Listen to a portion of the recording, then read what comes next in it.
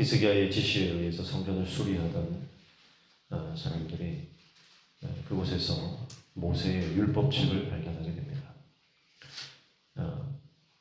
이 율법책을 왕에게 가지고 갔을 때 히스기야는 그 율법책을 기록된 말씀을 듣고 옷을 찢고 회개합니다.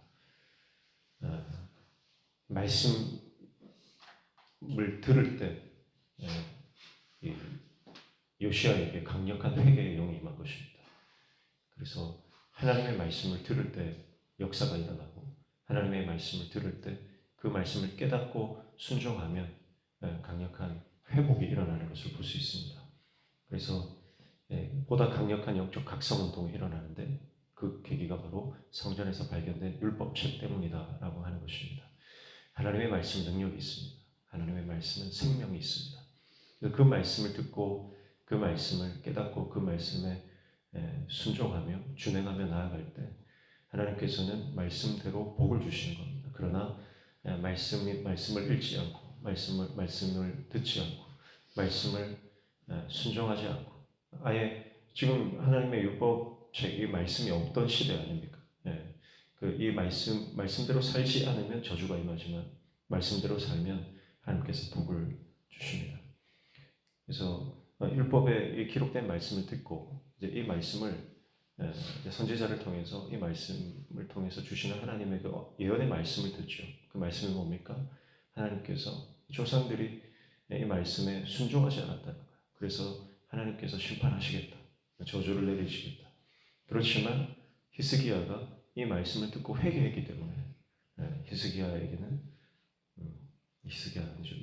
요시야에게는 하나님께서 은혜를 베풀어 주신다. 그 심판을 유예시킨다. 보류시킨다.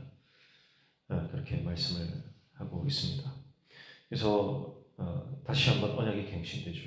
29절 보시면 왕이 사람을 보내어 유다와 예루살렘의 모든 장로를 불러 모으고 30절 여호와의 전에 올라가며 유다 모든 사람과 예루살렘 주민들과 제사장들과 레위 사람들과 모든 백성이 노소를 막론하고 다 함께 앉아 왕이 여호와의 전 안에서 발견한 언약책의 모든 말씀을 읽어 무리의 귀에 들려주고 31절 왕이 자기 처소에 서서 여호와 앞에서 언약을 세우되 마음을 다하고 목숨을 다하여 여호와를 순종하고 그의 계명과 법도와 율례를 지켜 이 책에 기록된 언약의 말씀을 이루리라 하고 있습니다.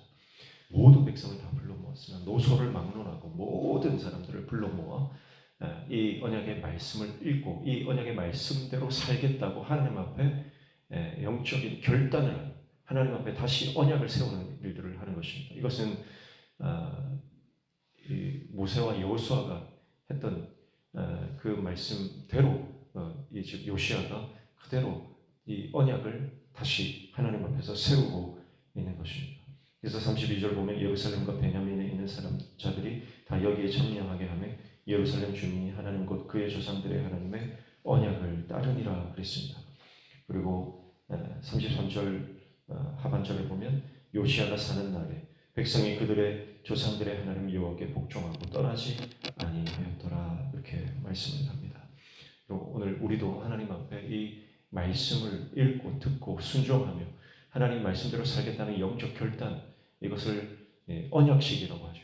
하나님 앞에 다시 언약을 세우는 이 일들이 계속해서 일어나야 됩니다. 그래서 끊임없이 말씀으로 돌아가야 돼요.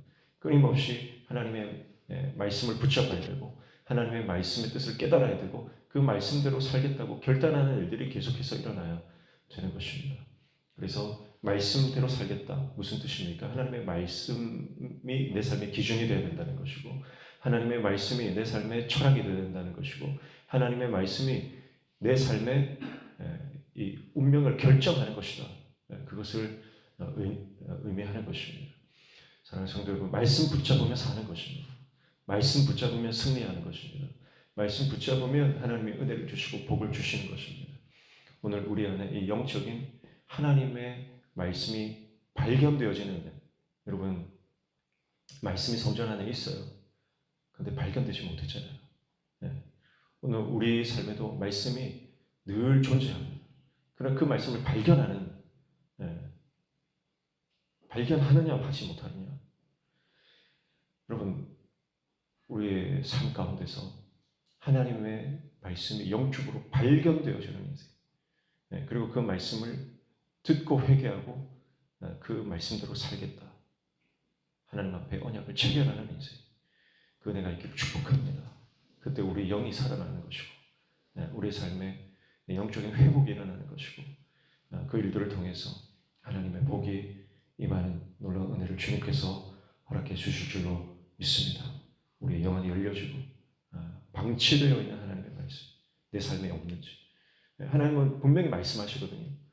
근데 그 말씀을 내가 무시하고 방치하고 순종하지 않고 있다는 거예요. 그 말씀을 발견해야 됩니다. 하나님의 뜻을 발견해야 됩니다.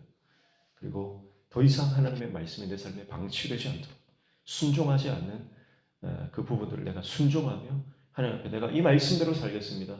다시 그 영적 언약식을 체결해야 돼요. 개인적으로도 이런 일들이 일어나야 되고 가정적으로도 일어나야 되고 교회적으로도 이런 일들이 계속해서 일어나야 됩니다. 그래서 오늘 말씀이 다시 한번 우리의 삶의 가치가 되고 기준이 되고 우리의 운명을 결정하는 우리의 생명이 되는 역사, 그 일들이 우리 안에 일어나기를 주님의 이름으로 축복합니다. 기도하겠습니다. 하나님 아버지, 하나님의 말씀이 우리의 삶에 방치되지 않도록 하나님의 말씀을 펴서 읽고 그 말씀을 듣고 깨달아 하나님 말씀대로 살겠다. 영적 결단하는 일들이 계속 우리의 삶 가운데 일어나게 도와주시옵소서. 예수님의 이름으로 기도하옵나이다. 아멘.